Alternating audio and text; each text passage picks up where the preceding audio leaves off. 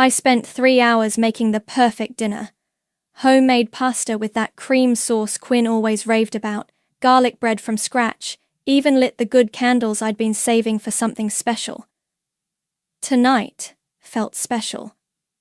After 7 years of working 2 jobs, living in a studio apartment that smelled like my neighbor's cat, and eating ramen 4 nights a week, I finally had enough saved for a down payment on a real home. My name is Louisa, and I'm 33 years old.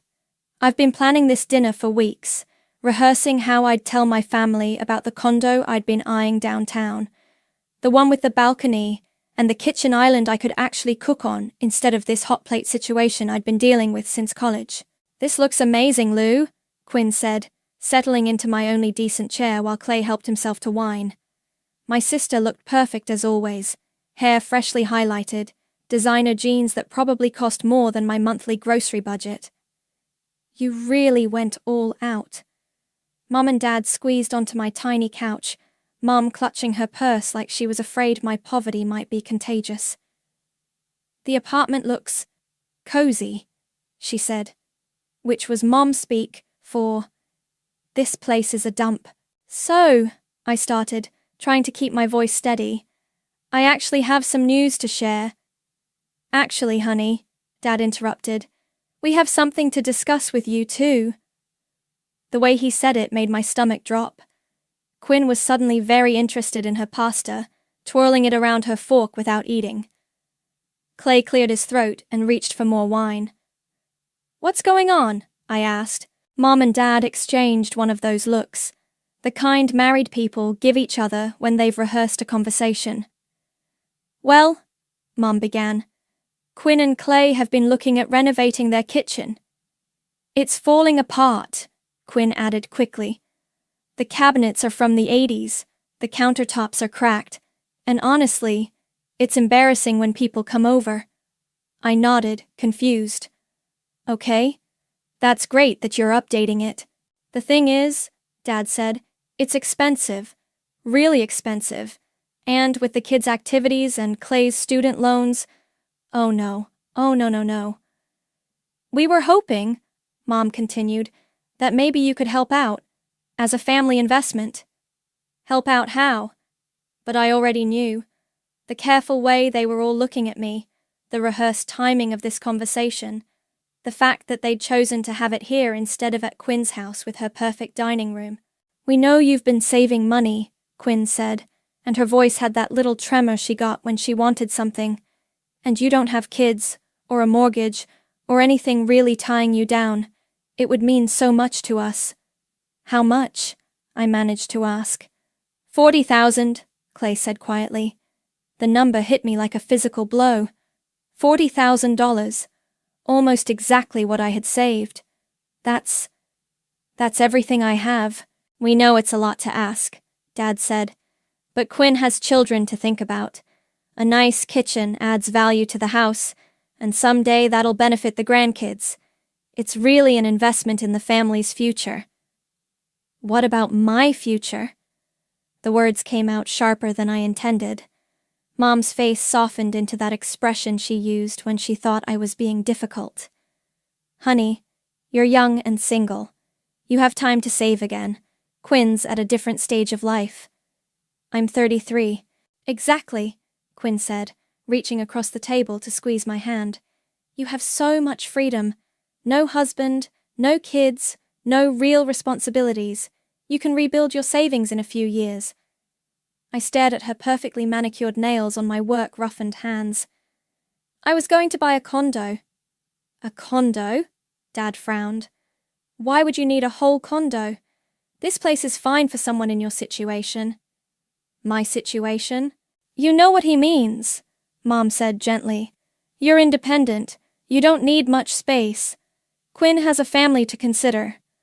I looked around the table at these people I'd loved my whole life. At Quinn, who'd never worked a day since she got married. At my parents, who'd helped her with her wedding, her down payment, her car when it broke down. At Clay, who couldn't even meet my eyes. "I need to think about it," I said.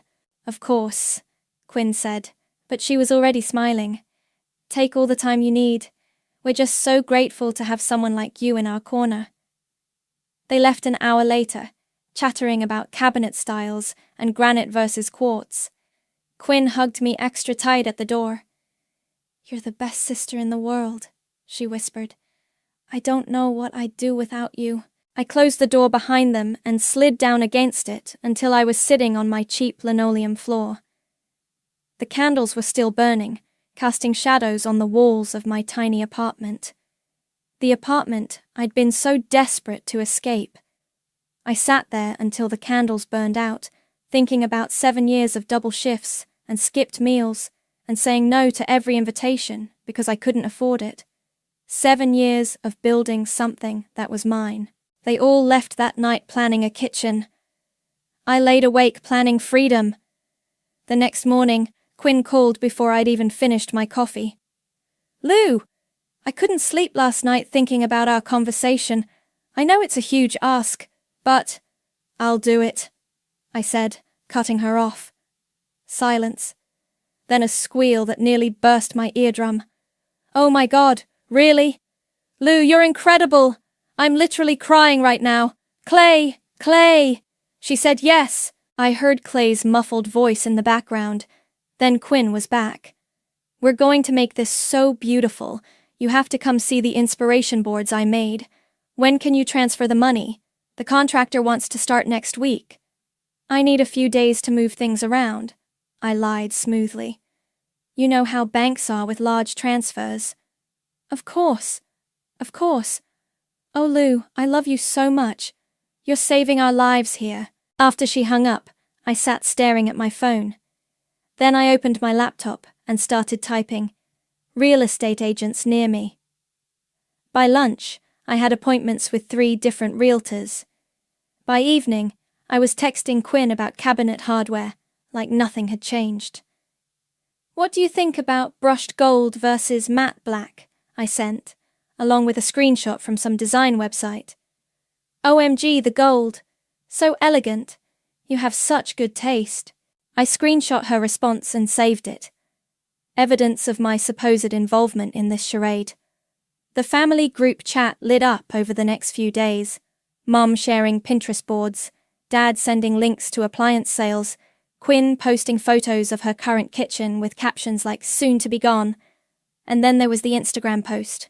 Quinn had taken a selfie in her kitchen, looking gorgeous and slightly sad, with the caption, "Sometimes you don't realize how blessed you are until someone shows you what real love looks like. My sister Louisa is literally giving up her savings to help us create the heart of our home. I don't deserve her, but I'm so grateful. Blessed ba family. Ta sister. Renovation. Grateful, my rock." 47 likes in the first hour. Comments pouring in about what an amazing sister I was, how lucky Quinn was, how beautiful their family was. My hands were shaking when I called the first realtor. "Hi, this is Louisa. We spoke yesterday about viewing properties." Roman had a voice like warm honey and the patience of a saint. "Absolutely. I have 3 places that match your criteria. When would you like to start?" "Today. Now, if possible." "I like your enthusiasm. Meet me at 412 Maple Street in an hour?" The first condo was too dark. The second had a weird smell I couldn't identify. But the third one, God, the third one was perfect. Hardwood floors, huge windows, a kitchen island I could actually use, a balcony overlooking the street where I could drink coffee and watch the world wake up. "It's in your price range," Roman said, watching me run my hands along the granite countertops. "Good bones, solid building management. You interested?" "Very. Great. Let me get the paperwork started. You'll need proof of funds, employment verification, the usual stuff." While he made calls, I stood on the balcony and imagined my life here. No more listening to my neighbor's TV through paper-thin walls. No more hot plate dinners. No more family meetings about what I should do with my money. My phone buzzed. A text from Mom. "Saw Quinn's post. So proud of you for stepping up. Dad and I raised you right. Another from Dad. Your mother and I were talking. Maybe after the kitchen is done, you could help Quinn with the kids' bathroom too. Family takes care of family. I deleted both messages without responding. That evening, Quinn called again. Lou, I've been thinking, since you're being so generous with the kitchen, maybe you could stay with us during the renovation. Help with the kids while everything's torn up. It would save you rent money. Stay with you? Just for a few months. The kids would love having Aunt Lou around, and honestly, Clay and I could use the help. 2 birds, 1 stone, you know? I closed my eyes. Let me think about it. You're the best. Oh, and Mom mentioned maybe looking at the upstairs bathroom next year. Nothing major, just updating the shower and vanity. We'll talk about it after the kitchen's done. After she hung up, I sat in my tiny apartment and looked around. At the stack of bills on my counter. At the couch I'd bought used 5 years ago. At the single window that faced a brick wall. Then I looked at the real estate listings still open on my laptop. At the photos of my perfect condo with its perfect kitchen and perfect balcony. I picked up my phone and called Roman. I want to put in an offer, I said. Full asking price. Wow, that was fast. You sure? I've never been more sure of anything in my life. Quinn posted another Instagram story that night. A boomerang of her spinning in her old kitchen with the caption, "Countdown to my dream space, thanks to my angel sister." I watched it 3 times, then opened my banking app and started the pre-approval process for my mortgage. They could keep planning their kitchen. I had bigger plans. Roman called me at work the next day. Good news! Your offer was accepted. The sellers love that you can close quickly, and you're pre-approved. Congratulations, you're going to be a homeowner. I ducked into the supply closet to take the call, my heart hammering. When can we do the inspection? How's Saturday morning? I know a great inspector, very thorough. Perfect. I hung up and stared at the shelves of office supplies, trying to process that I'd just bought a home. My phone immediately rang again. Lou! Quinn's voice was bright and manic. Emergency system meeting. Can you come over tonight? The contractor found some issues. What kind of issues? Just come over. Bring wine. Quinn's house was chaos when I arrived. Fabric samples scattered across her dining table. Paint chips taped to every wall. Her kids running around screaming about something. Clay was nowhere to be seen. He's working late again, Quinn said, pouring herself a generous glass of the wine I'd brought. Anyway, look at this. She shoved a piece of paper at me. A contractor's estimate, with a lot of zeros. 65,000, I read. I know. But Lou, once he started looking at everything, he found all these problems. The electrical needs updating, there's water damage behind the sink, and the floor underneath isn't level. We can't just do a cosmetic renovation. Quinn, that's 25,000 more than... I know what we agreed on. Her voice got sharp. But this is reality. Houses are expensive. You wouldn't understand because you've never owned one. The words hit like a slap. Right, because I've been too busy saving money to give to you. That's not what I meant. She softened immediately. Lou, I'm sorry. I'm just stressed. The kids are driving me crazy. Clay's never home, and now this. I need my sister right now. What about a different contractor? A second opinion? This guy is the best. Mom and Dad recommended him. He did their bathroom last year. Of course they did. Quinn, I don't have $65,000, but you could get it, right? A loan or something? You have good credit, and once the kitchen's done, the house value will go up. It's an investment. I stared at her. You want me to go into debt for your kitchen? It's not just my kitchen. It's the family gathering place, where we'll have Christmas morning with the kids, where Mom will teach them to bake cookies. You're investing in memories, Lou. Her youngest ran through the room chasing the dog, knocking over a stack of tile samples. Quinn didn't even look up. "I need to think about it," I said. "Don't think too long. The contractor has other jobs lined up." I left Quinn's house and drove straight to the condo.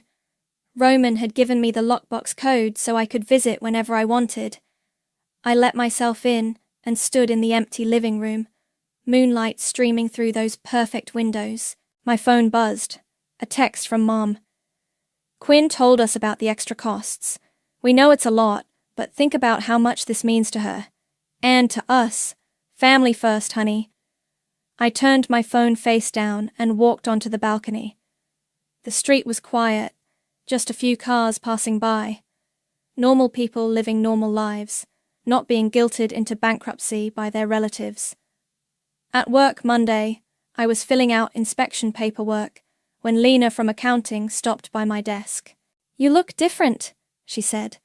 "Good different, like you're planning something." Lena was one of those people who noticed everything but never gossiped. We'd worked together for 3 years and barely talked beyond pleasantries, but something about her felt safe. "Just tired," I said. My phone rang. Mum's contact photo filled the screen. "Aren't you going to answer that?" Lena asked. I declined the call. "Not right now."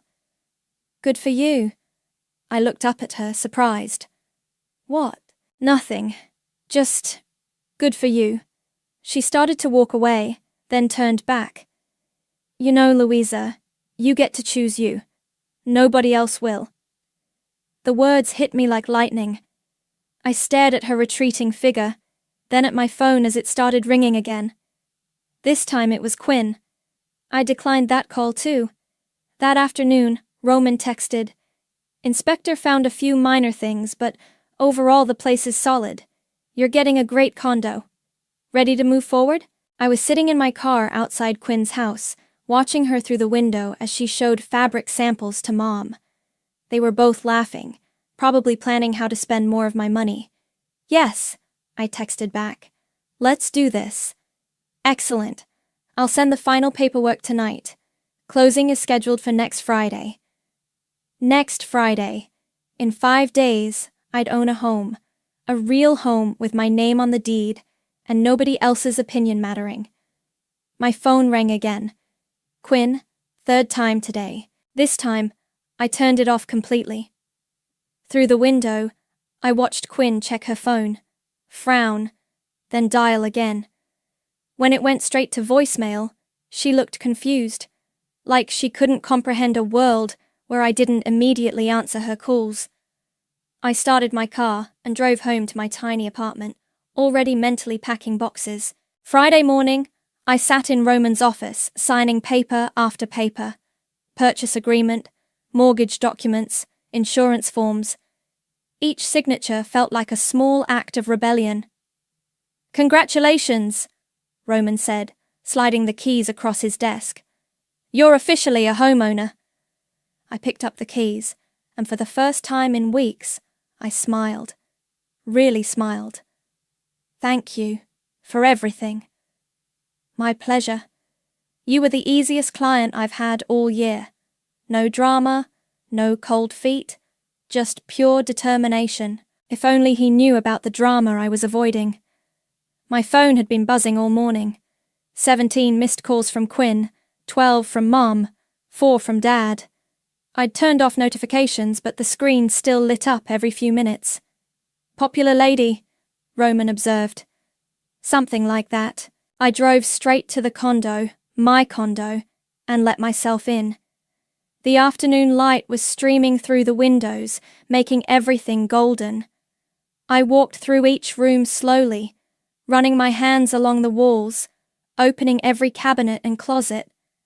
In the master bedroom, I stood in front of the walk-in closet and laughed out loud.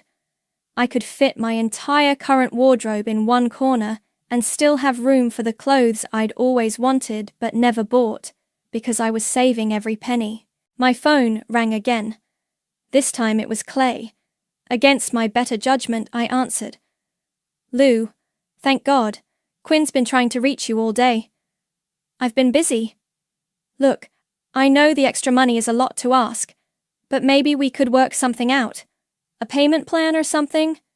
Clay, the thing is, Quinn already ordered the cabinets. She was so excited after you agreed to help, and the contractor said we needed to move fast to get the good wood. They're custom, so we can't return them. I sat down hard on the bedroom floor. She ordered cabinets without the money. She was sure you'd figure something out. You always do. How much did she spend? Silence. Then, 15,000, just for the cabinets. $15,000 she doesn't have. Well, technically we have it now, right? Since you're helping? I closed my eyes. Clay, I need to tell you something. What? I bought a condo, today, with the money Quinn thinks I'm giving her. The silence stretched so long I thought he'd hung up. You what? I bought a home. The money's gone. But Quinn ordered the cabinets. The contractor starts Monday. We put down deposits. That sounds like a Quinn problem. Lou, you can't be serious. You agreed to help. We're counting on you. I never agreed to $65,000. And I definitely never agreed to go into debt for Quinn's Instagram kitchen. Instagram kitchen? What are you talking about? You really don't know? I stood up and walked to the window.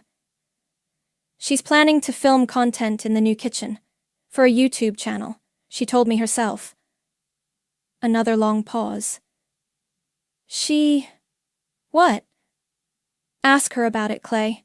Ask her what she's really planning to do with that perfect kitchen. I hung up and immediately turned my phone off. An hour later, I was at Target buying cleaning supplies when I remembered something. Back at my old apartment, I dug through the box of childhood stuff I kept under my bed. School reports, old photos, and there it was, a letter from the college financial aid office. Dear Louisa, it read, we regret to inform you that your scholarship has been reassigned due to family financial hardship documentation submitted by your parents. I'd been 17 when this letter came. Mom had sat me down and explained that Quinn was pregnant and needed help with medical bills. The scholarship money, my scholarship money, had to go to family first. I could take out loans, work my way through school. Quinn needed immediate help. I'd never questioned it, just accepted that my dreams came second to Quinn's emergencies.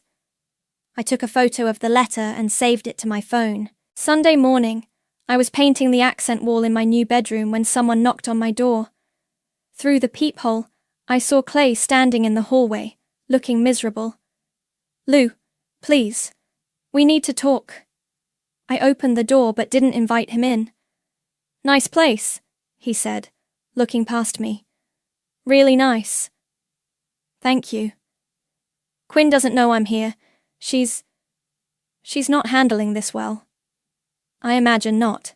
The thing is, you were right, about the YouTube thing. She's been planning this whole lifestyle brand around being the perfect mom with the perfect kitchen. She already has sponsors lined up.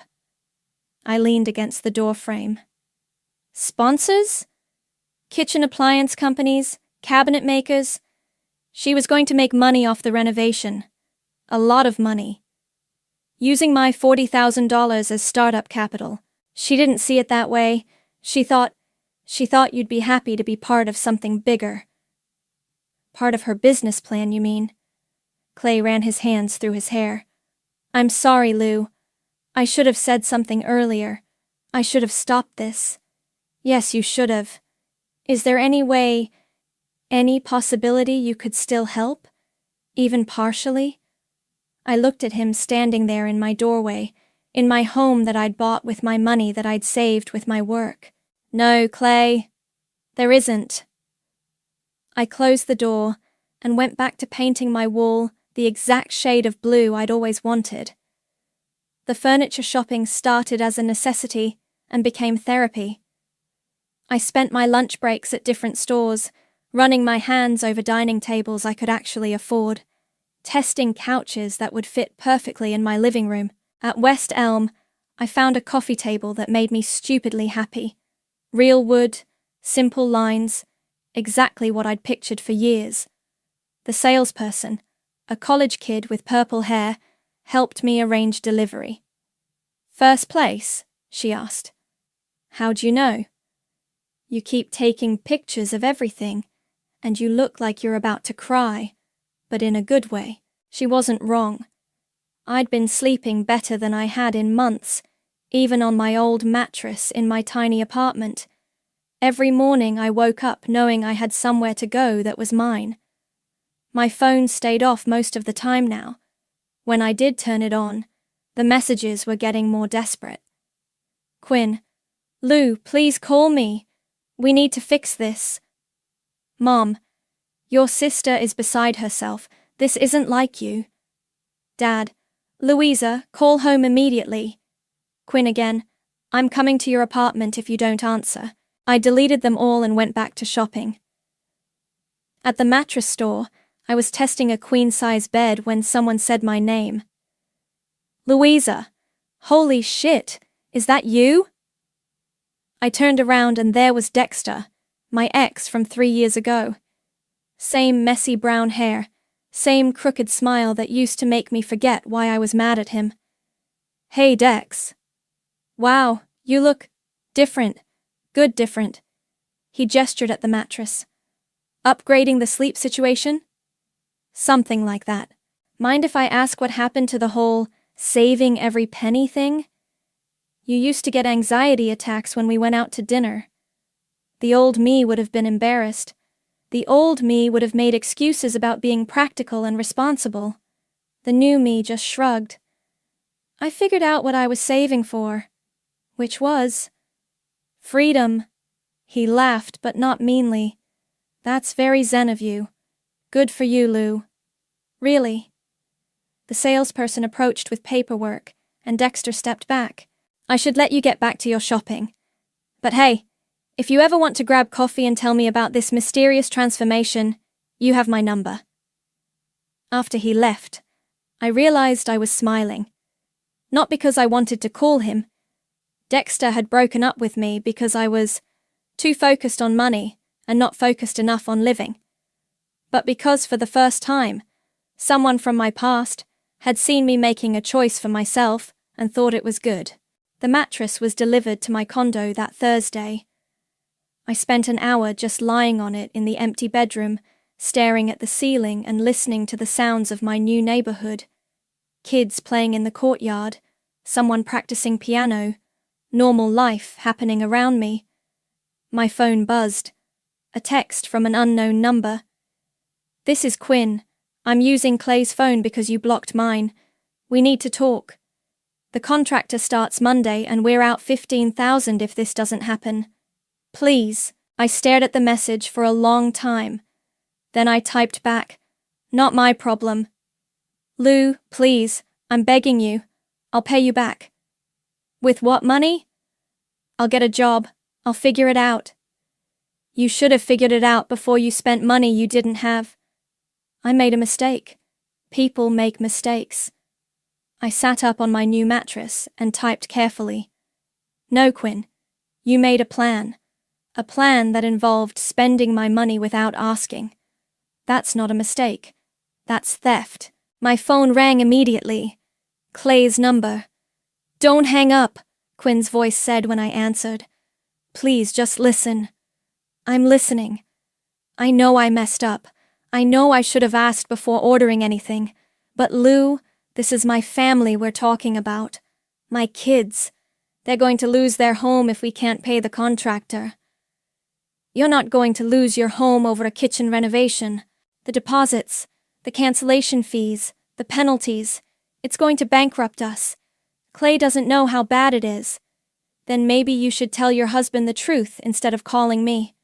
"I can't. He'll leave me. He's already talking about how irresponsible I've been." I walked to my bedroom window and looked out at the street.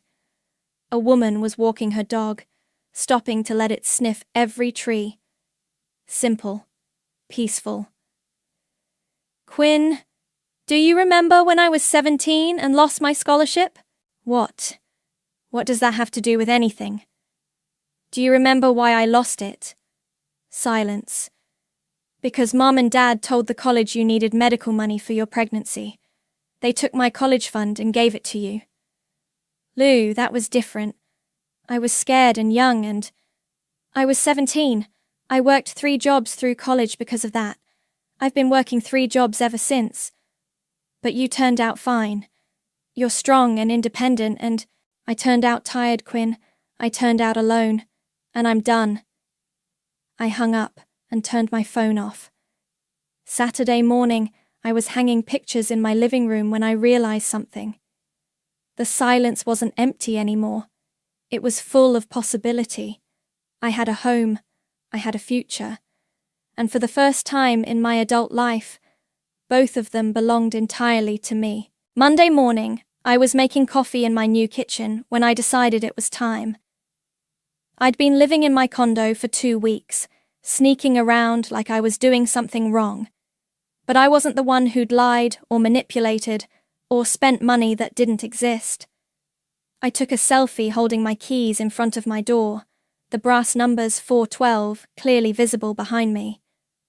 I looked happy, genuinely, radiantly happy. I opened the family group chat for the first time in weeks and typed, "Housewarming party TBD. Don't worry, I won't ask you to pay for it." Then I hit send and attached the photo. My phone started ringing within 30 seconds. Quinn's contact photo filled the screen, a picture of us from last Christmas where she was hugging me tight and I was smiling like an idiot. I let it ring. It stopped, then immediately started again. This time I answered. "What the hell is this?" Quinn was screaming so loud I had to hold the phone away from my ear. "What did you do?" "I bought a home." "With my money!" "With my money, Quinn. Money I saved working 2 jobs for 7 years. You promised you would help me." "I promised to think about it. I thought about it. I decided not to." She was crying now, ugly sobbing that made her words almost incomprehensible. "Lou, you don't understand. The contractor is here. Right now.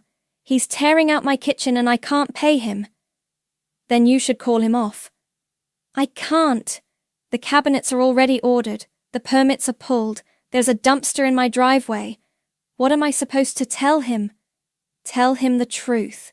That you spent money you didn't have on a kitchen you couldn't afford." "This is insane. You're being insane. Mom, get on the phone." I heard shuffling, then Mom's voice, tight with barely controlled fury. "Louisa Marie, what have you done?" "I bought a condo, Mom, like I told you I was planning to do." "You were supposed to help your sister." "No, I was supposed to give up my future so Quinn could have a prettier kitchen. I chose not to." "You chose to be selfish." "I chose to be smart." Dad's voice joined the call. "Louisa, this is unacceptable. Your sister has children to think about. And I have myself to think about." "That's not how family works," Mom said. "Family sacrifices for each other." "Really? When has Quinn ever sacrificed anything for me?" Silence. "When has anyone in this family ever sacrificed anything for me?" "We raised you," Dad said. "We fed you and clothed you and..." "You did the bare minimum required by law. Congratulations." Quinn grabbed the phone back. "Lou, please, I'm begging you. I'll do anything. I'll pay you back. I'll..." "How? You don't have a job." "I'll get one." "Doing what? You haven't worked in 12 years." "I'll figure it out. Please don't do this to me." I walked to my living room window and looked out at my view. My beautiful, peaceful view that nobody could take away from me. "I'm not doing anything to you, Quinn. I'm doing something for me." I hung up. Within minutes, my phone was buzzing with individual calls. Mom, Dad, Quinn again. I declined them all. Then Clay called. "Lou, I need to tell you something." "What now?" "Quinn lied about the YouTube thing." I sat down on my new couch. "What do you mean?" "It's not just a lifestyle channel. She's been talking to production companies, Reality TV people. They want to film the renovation, make it into a show about family and home and sacrifice. Sacrifice. She was going to be the star. The perfect mom with the perfect kitchen, talking about how her amazing sister gave up everything to make her dreams come true. My hands were shaking. She was going to put me on TV. As the selfless sister who worked 2 jobs to fund her family's happiness. The producers loved the angle. Without asking me. She said you'd be thrilled, that you'd love being part of something bigger. I laughed, but it came out bitter. Part of her story, you mean? Lou, I'm sorry. I should have told you weeks ago. I should have stopped this whole thing. Why didn't you? Because I wanted the kitchen too, and I thought maybe she was right, that you didn't really need the money like we did. Need it for what? For life, for a real life, kids and a house and all the things that matter. Those things matter to you, Clay. They don't matter to me. I know that now, and I'm sorry. After he hung up, I sat in my quiet living room and tried to process what I'd just learned. Quinn hadn't just wanted my money. She'd wanted to turn my sacrifice into entertainment, to profit off my pain while painting herself as the deserving recipient of my generosity. My phone buzzed with a text from an unknown number. This is Mum. I'm very disappointed in you. Your sister is having a breakdown and it's your fault. I typed back, tell Quinn I said good luck with the TV show. Then I blocked the number, turned off my phone, and made myself dinner in my beautiful kitchen that belonged to nobody but me. The consequences came fast and brutal. Tuesday morning, I got a text from Quinn. The kid's birthday party is this weekend.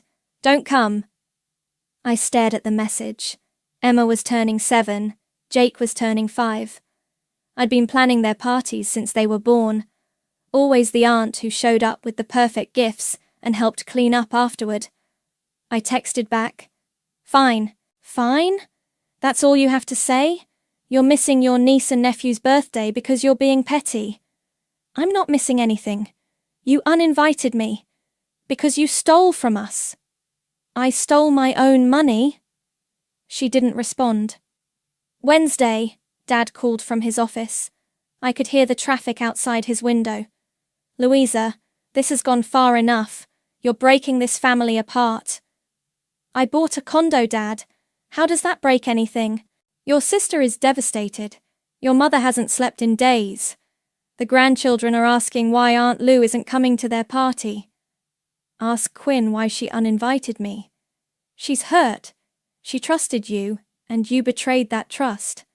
She trusted me to give her $40,000 I never promised her. You led her to believe. I led her to believe nothing. She assumed. She planned. She spent money she didn't have, and now she wants me to fix it. That's what family does. No, Dad, that's what I do. What has Quinn ever done for me? Silence. What has anyone in this family ever done for me that wasn't the bare minimum? We love you. You love what I provide. There's a difference. I hung up. Thursday, Mom showed up at my office. Lena came to get me from the break room. There's a woman here asking for you. Says she's your mother. She looks intense. Mom was standing by the reception desk in her good coat, the one she wore to church and parent-teacher conferences. Her face was tight with controlled rage. We need to talk, she said. I'm at work. Then we'll talk here. The receptionist was pretending not to listen, but I could see her ears practically twitching. I led Mom to the small conference room we used for client meetings. Sit down, Mom said, like I was still 12 years old. I'll stand. Louisa, what you're doing is cruel. Quinn called me crying this morning because Emma asked why you don't love them anymore. Quinn told a 7-year-old that I don't love her? She's trying to explain why you're not coming to the party, why you're punishing innocent children for adult problems. I'm not punishing anyone. Quinn uninvited me. Because you hurt her. You made her look foolish in front of the contractor, in front of the neighbors. She had to cancel everything. She made herself look foolish by spending money she didn't have. Mom's voice got that edge it always had when she was about to say something meant to cut deep. You know what I think? I think you're jealous. You're jealous that Quinn has a family and a husband and a real life, and you have nothing but a job and an empty apartment. I have a home now, a beautiful home that I bought with my own money. You have a box to hide in because you can't handle real relationships, real responsibility. Real responsibility like funding other people's fantasies? Like taking care of family when they need you. I looked at my mother standing there in her good coat, her face twisted with disappointment, and something inside me finally snapped. When have you ever taken care of me, Mom? When I lost my scholarship? When I worked 3 jobs through college? When I lived on ramen for years so I could save money? When did you ever ask if I needed help? You never asked. Because I knew the answer. I knew that Quinn's needs would always come first. Quinn's pregnancy, Quinn's wedding, Quinn's house, Quinn's kitchen, Quinn's dreams. What about mine? You don't have children, so I don't matter? That's not what I said. It's exactly what you said. It's what you've always said. Quinn matters because she reproduced. I don't matter because I chose differently. Mom's face was red now. You're being dramatic. Am I? Tell me one time, Mom. One time when you chose me over Quinn. One time when my needs came first. She opened her mouth, then closed it. You can't. Can you? Quinn needed more help. Quinn needed to learn to stand on her own feet. Instead, you taught her that other people would always bail her out. Well, congratulations. You created a monster. Don't you dare talk about your sister that way. My sister is a manipulative, entitled brat who thinks the world owes her everything, and you made her that way. Mum stepped back like I'd slapped her. I don't know who you are anymore. I'm the daughter who finally figured out that family isn't supposed to be a one-way street. She left without another word. That evening, I sat in my living room with a glass of wine and looked around at my space, my furniture, my books, my life. The silence wasn't empty anymore. It was peaceful. Maybe they were never my family, just my creditors, and I was finally debt-free. The silence lasted 3 weeks. No calls, no texts, no angry voicemails. It was like my family had collectively decided I no longer existed. At first, I kept checking my phone, expecting the usual barrage of guilt and manipulation. But there was nothing. I filled the quiet with life. Real life. Saturday morning, I was watering the small herb garden I'd started on my balcony when my neighbour from across the hall knocked on my door. Mrs. Patterson, 70-something, with bright silver hair and a laugh that could be heard 3 floors down. I'm making too much lasagna again, she said, holding a covered dish. You interested? That's really sweet, but you don't have to. Honey, I've been watching you move in here for weeks. You work too much and eat too little. Let an old lady feed you. We ate on my balcony, talking about everything and nothing. She told me about her late husband, her garden club, her grandson who was studying abroad. Normal conversation with someone who didn't want anything from me except company. You seem different from when you first moved in, she said, helping herself to more salad. Different how? Lighter. Like you were carrying something heavy and finally put it down. She wasn't wrong. Monday at work, Lena stopped by my desk with coffee and a card. What's this for? Open it. Inside was a simple congratulations card with a handwritten note. For choosing yourself. It takes courage. I'm proud of you. I looked up at her, surprised to feel tears in my eyes. How did you know? I didn't know the details, but I could see you were fighting something. And then one day you weren't fighting anymore. You were just free. That afternoon, Clay called. I almost didn't answer, but something made me pick up. Lou, Please don't hang up. What do you want, Clay? I wanted to tell you what happened with the kitchen. I don't need to know. Yes, you do, because you were right about everything. I sat down at my kitchen table, the one I'd picked out myself and paid for with my own money. Quinn had to cancel the renovation. The contractor kept the deposits, obviously. But here's the thing. When she called the TV people to tell them the project was off, they said they were never really interested anyway. What? It was all in her head, Lou. She'd had one phone call with some assistant who said they'd keep her in mind for future projects. That was it. No contracts, no commitments, nothing. I closed my eyes. So she destroyed our relationship over a fantasy. Pretty much.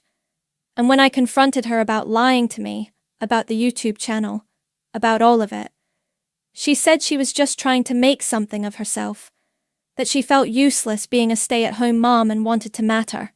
She could have gotten a job. That's what I said. She could have taken classes, volunteered, done anything that didn't involve spending money we didn't have. What happens now? I don't know. We're in counseling. She's looking for work, finally. The kids keep asking about you. Clay, I'm not asking you to forgive her, or any of us. I just wanted you to know that you were right. About everything. After he hung up, I sat in my kitchen and tried to feel something. Vindication, maybe, or satisfaction. But all I felt was tired. Tired of their drama, their chaos, their endless need for someone else to fix their problems. I made dinner, real dinner, not takeout or frozen meals, and ate it while reading a book I'd bought just because I wanted to. No guilt about the money, no anxiety about what I should be saving for instead. Later, I was hanging a new piece of art in my bedroom when I found the letter. The one from college, about my lost scholarship. I'd stuck it in my purse weeks ago and forgotten about it.